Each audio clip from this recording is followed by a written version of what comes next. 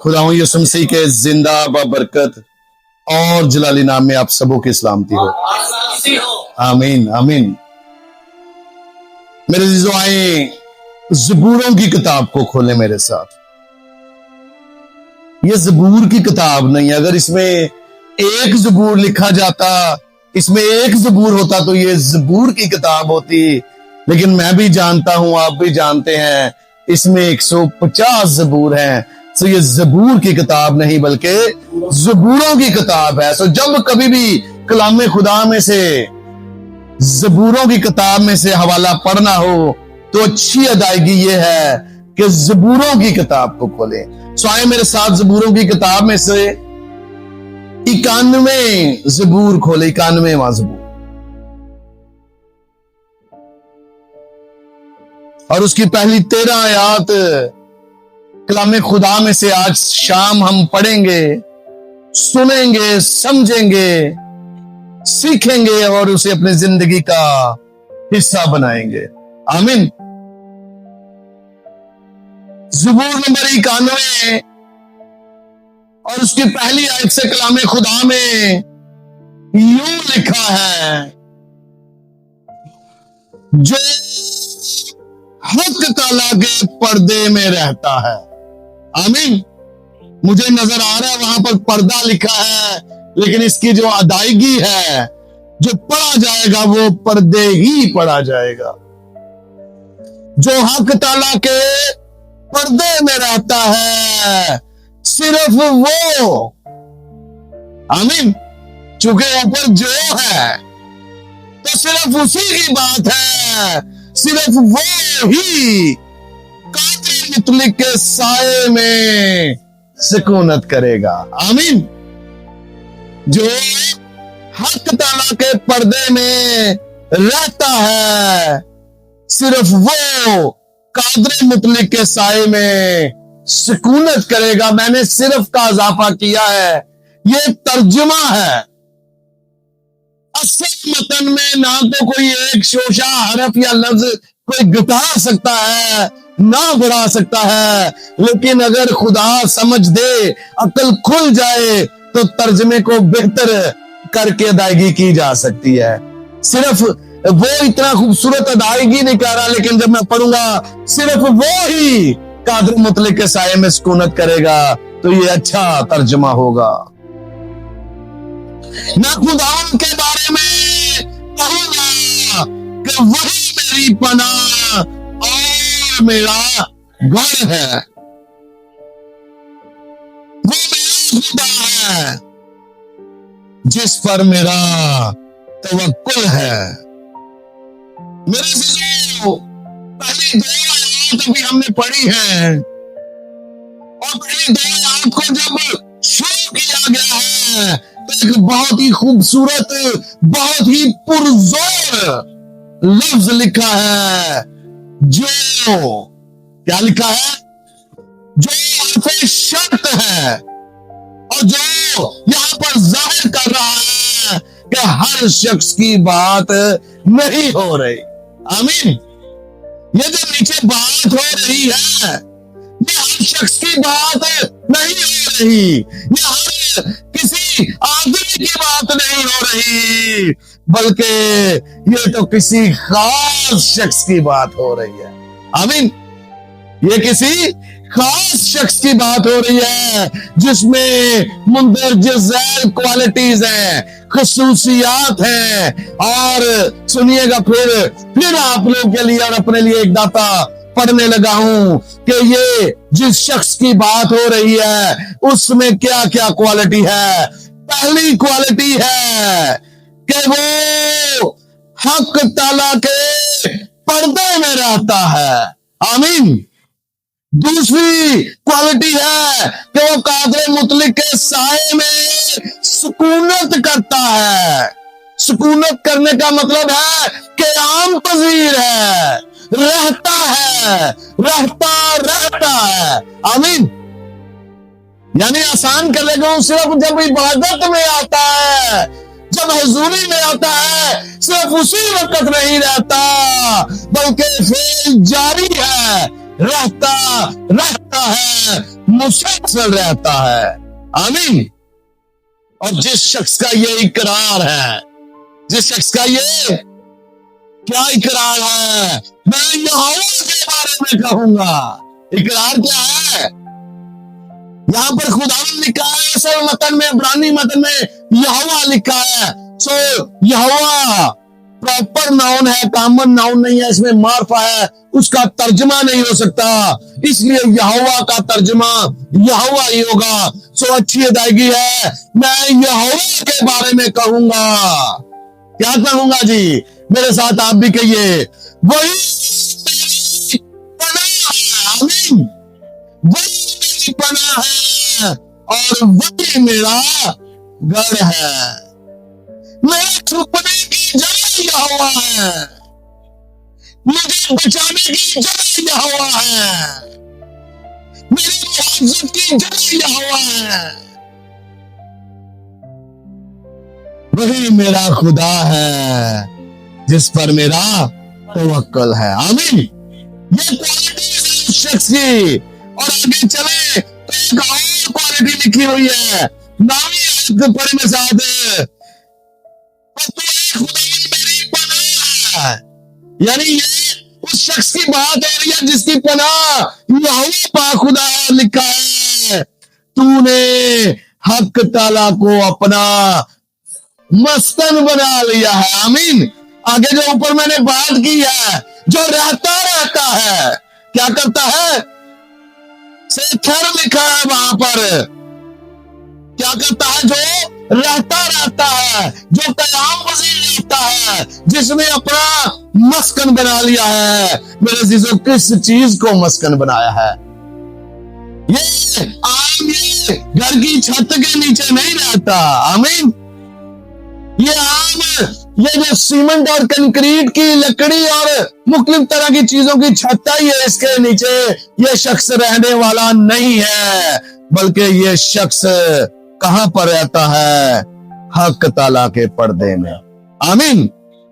सेथर लिखा है इब्रानी जुबान में, और इसका एक और अच्छा जो तर्जुमा है, जो पाक तरीन मुकाम में रहता है। हालेलुया। कहां पर रहता है? जो पाक तरीन मुकाम में रहता है। जब खैमा इज्तिमा बनाया गया और उसी की तर्ज पर बाद में हैकल भी बनाई गई, तो मेरे अजीजों, पाक तरीन मुकाम वो जगह थी जहां पर खुदावन की हजूरी होती थी। आमीन। जहां पर यहोवा का खुदा हर वक्त मौजूद होता था। तो ये कहां पर रहता है? यहोवा खुदा के कहां पे रहता है? साए के नीचे रहता है। आमीन। उसके पर्दे के नीचे रहता है। आसान और खूबसूरत करने लगा हूं, जो यहोवा खुदा के अंदर रहता है। हालेलुया। किस शख्स की बात हो रही है? जो खुदा में रहता है। जिस तरह मैं तुझ में हूं, मसीह खुदावंद की बात कर रहा है। बाप, जिस तरह तू मुझ में है और मैं तुझ में हूं, ये भी हम में हो जाए। आमीन। जो इस जगह पर रहता है, जो मसीह में रहता है और मसीह बाप में रहता है, तो मेरे अजीजों, जो खुदा बाप की जात के अंदर हर वक्त छिपा रहता है, ये आने वाली बरकतें, ये आने वाले वादे मैं उस शख्स के लिए पढ़ने लगा। आमीन। एक चीज बयान करने लगा हूं, उस दौर में जो खैमा इज्तिमा बनाया गया, उस दौर में जो खैमा इज्तिमा बनाया गया, वो मेंढों की खालों से था। आमीन जी। किससे था जी? बड़ों की खालों से बना हुआ था, और उन खालों पर सुर्ख रंग किया हुआ था। और जब वो बनी इस्राइल को हम ऊपर देखते थे, तो उन्हें खालें नजर आती थी। उन्हें ये नजर आता था, हमारी खातिर किसी बड़े ने जान दी है। आमीन। हमारी खातिर कोई मर गया है, मेरी खातिर कोई जान कुर्बान हुई है, इसलिए मैं खुदावंद की हजूरी में हूं। ये बनी इस्राइल कौम के लिए था, और मेरे लिए, आपके लिए क्या बेशकीमत चीज है मेरे अजीजों। उन लोगों के लिए मेंढों का और बरों की खाल थी, मेरे और आपके लिए, आज के दौर के हर मसीही के लिए मसीह खुदावन की खाल है। आमीन, हालेलुया। और उन लोगों ने रंग से सुर्ख रंग किया था, और आज जो सुर्ख रंग है वो बरे का खून है। आमीन, वो खुदा के बेटे का खून है। आज जो मसीही है मेरे अजीजों, वो मसीह खुदावंद की खाल के नीचे है, वो मसीह खुदावंद की कुर्बानी के नीचे है। और आज का जो सुर्ख रंग है वो मसीह खुदावंद का खून है। हालेलुया। जो लिपटा रहता है, ये जो मसीही है, ये क्या किया रहता है? ये उस शख्स की बात है जो खुदावंद यीशु मसीह के खून में छिपा रहता है, उसके खून में लिपटा रहता है, उसके अंदर पनाह लिए रहता है, उसके अंदर रहता है। आमीन, ये उस शख्स की बात हो रही है। किस शख्स की बात हो रही है जी? समझ आ गई जी? अब ये किस शख्स की बात हो रही है? ये उस शख्स की बात हो रही है जो मसीह खुदावंद के खून के नीचे रहता है। जब उसका ये करार है कि खून के नीचे हूं, जब उसका ये करार है कि बड़े की खाल के नीचे हूं, तो असल में उसका ये इकरार है कि मेरी खातर मसीह खुदावंद ने जान दी है। आमीन, मेरी खातर मसीह खुदावंद कुर्बान हो गया है, मुझे अपने खून से उसने मोल लिया है। ये जो बड़े का खून है, ये जो बड़े का गोश्त है, ये जो बड़े के खाल है, ये इस बात की अलामत है कि अब मैं और आप गुनाह के गुलाम नहीं रहे, मौत के गुलाम नहीं रहे, बल्कि मसीह खुदावन ने हम सबों को आजाद कर दिया है। हालेलुया। आगे जी, तो ये उस शख्स की बात हो रही है, जो ऐसा शख्स है जो हर वक्त खुदा बाप के पर्दे में रहता है, जो हर वक्त मसीह खुदावन के खून में छिपा रहता है, जो हर वक्त खून में डूबा रहता है, जो हर वक्त हजूरी में रहता है, जिस शख्स के साथ हर वक्त उसका खुदा रहता है। मेरे जीजो, उस शख्स की बात करने लगा हूं। वो क्या है? उसके साथ कोई आम मुहावजत नहीं, आगे मुहावजत की बात होने लगी है, अलाही मुहावजत की बात हो रही है, पनाह की बात होने लगी है। मैं आप लोगों के लिए अपने लिए पढ़ने लगा हूं, सुनिएगा। वो तुझे सयाब के फंदे से छुड़ाएगा। आमीन। और वो तुझे मोहलक वबा से छुड़ाएगा। दो चीजें है ना यहाँ पर, मैंने अलग अलग पढ़ दी, मैंने पूरा जुमला बयान कर दिया। पहली क्वालिटी, पहली मुआवजत की बात क्या है? अगर तो तू खून के नीचे है, अगर तो तू बड़े की खाल के नीचे है, अगर तो तू खुदा यीशु मसीह के खून की चादर में हर वक्त लिपटा है, तो लिखा है वो, आमीन, उसका खून, हालेलुया, बड़े के खून तुझे सयाद का मतलब होता है शिकारी के, आमीन, सयाद के हर फंदे से छुड़ाएगा। आमीन। कितने फंदे से छुड़ाएगा? 5वां बाब 8वीं आयत में पढ़ने लगा हूं, तुम्हारा मुखालिफ इब्लीस। कौन जी?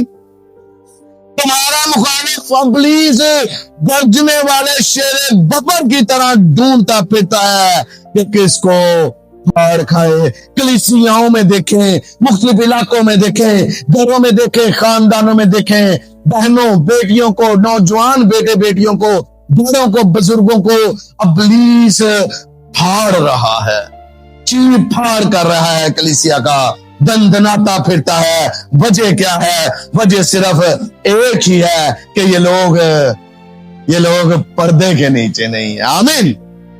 सो पहली क्या मैंने आपके लिए बात पढ़ी, वो तुझे और मुझे भी सयाद के कितने फंदों से जी? हर एक फंदे से, हर तरह के फंदे से, हर तरह के इल्म से, हर तरह के उसके मंसूबे से, हर तरह के उसके जलते हुए तीरों से वो तुझे क्या करेगा? बचाएगा, तुझे छुड़ाएगा। आमीन। क्या लिखा है? छुड़ाएगा, बचाएगा। तो मेरे जीजो, ये फंदों के बारे में था, आगे वबा के बारे में पढ़ने लगा हूं।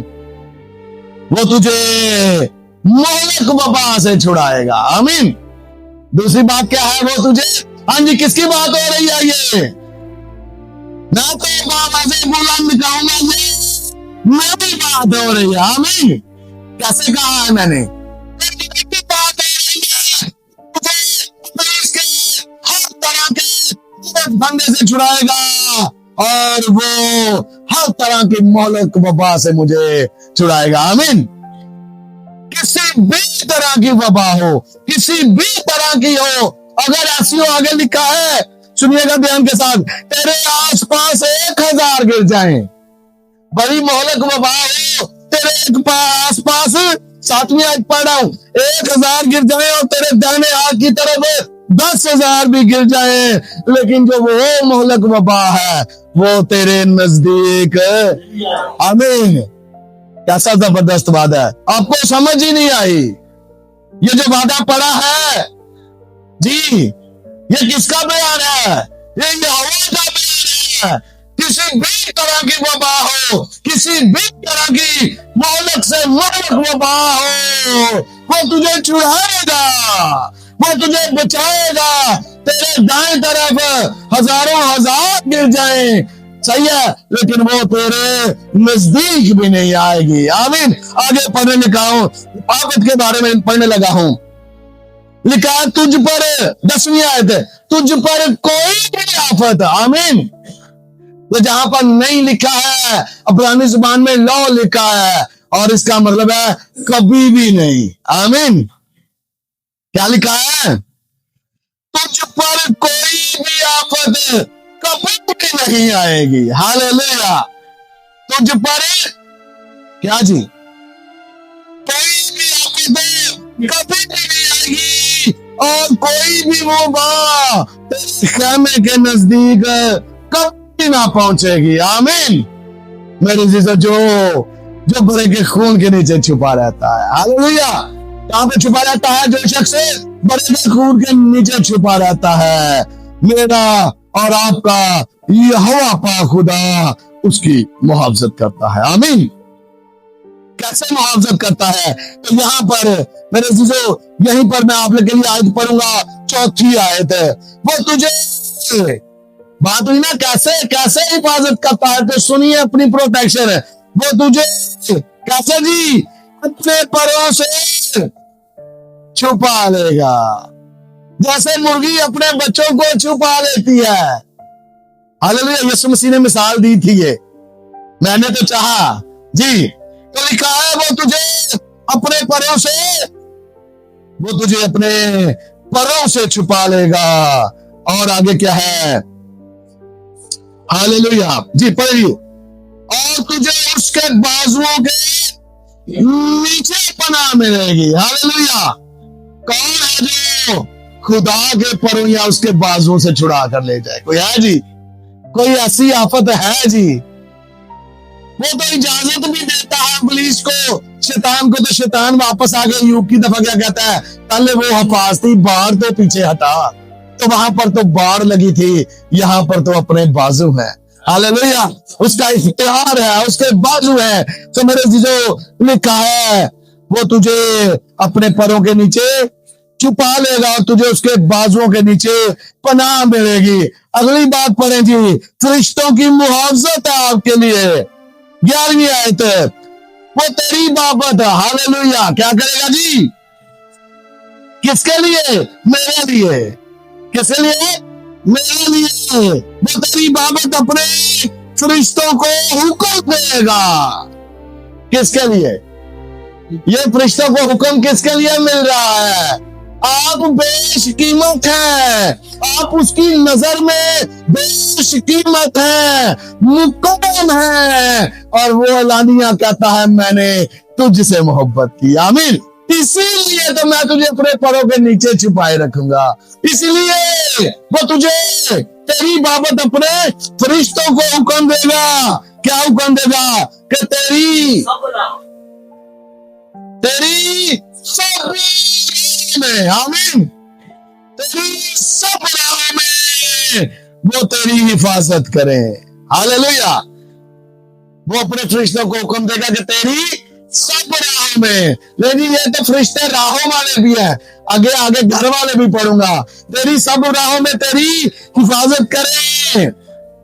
और अगर कभी कुछ आएगा आगे तो फिर क्या होगा, वो तुझे अपने, हालेलुया, वो तुझे क्या करेंगे, वो तुझे अपने हाथों पर उठा लेंगे। वो तेरी बाबत अपने फरिश्तों को हुक्म देगा और वो तुझे अपने हाथों पर उठा लेंगे, ताकि ऐसा ना हो कि तेरे पांव को पत्थर से भी ठेस लगे, तुझे थोड़ी सी ठेस ना लगे, तुझे थोड़ी सी तकलीफ ना हो, तुझे थोड़ा सा भी गम ना हो, तू थोड़ा सा भी गमगीन ना हो, इसलिए वो तेरी बाबत अपने फरिश्तों को हुक्म देगा।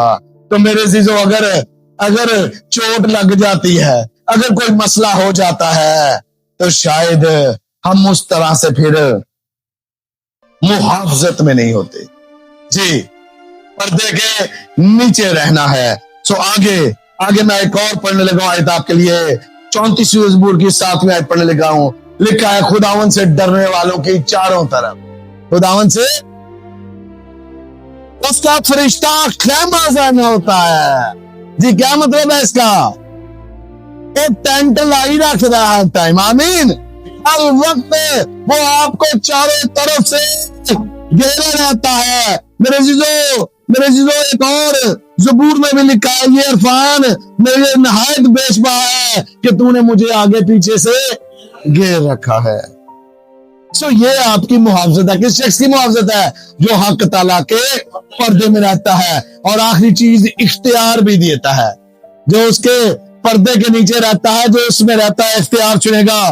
तू शेरे बब्बर और अफवाही को रोल देगा, पामाल करेगा, उतरेगा। और ये हम सब का ईमान है, मसीह में होकर हमने उसको अपने कदमों के तले कुचला है। तू जवान शेर और अजदहा को क्या करेगा जी, पामाल करेगा। मेरे चीजों, मसीह खुदावन ने लूका के इंजीली बयान में 10वें बाब की 19वीं आयत में इस इख्तियार को वाज़ेह किया। लिखा है, देखो, क्या लिखा है जी, गौर करो, समझ लो, देखो मैंने तुमको क्या किया जी, इख्तियार दिया है। हालेलुया। किसने इख्तियार दिया है, वो जो सारे इख्तियारात का मालिक है।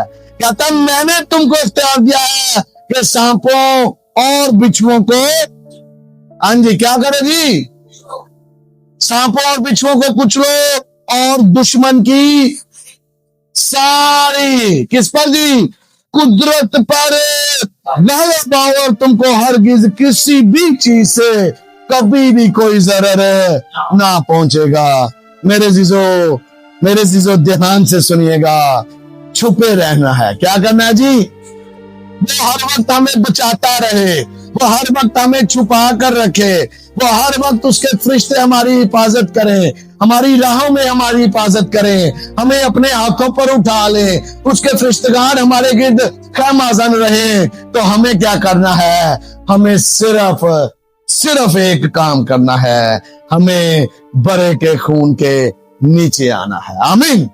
हमें खुदावंद यीशु मसीह के कुफारे के नीचे आना है, हमें खुदावंद यीशु मसीह की कुर्बानी के नीचे आना है और उसके खून को एक चादर की मानद हर वक्त अपने ऊपर लिए रखना है। सर से लेकर पांव तक हर वक्त उसके खून में डूबे रहना है। और ये सारे वादे मेरे और आपके लिए हैं। आमीन। खुदावंद आज के कलाम के वसीला से आप सबको और मेरे बड़ी कसरत कर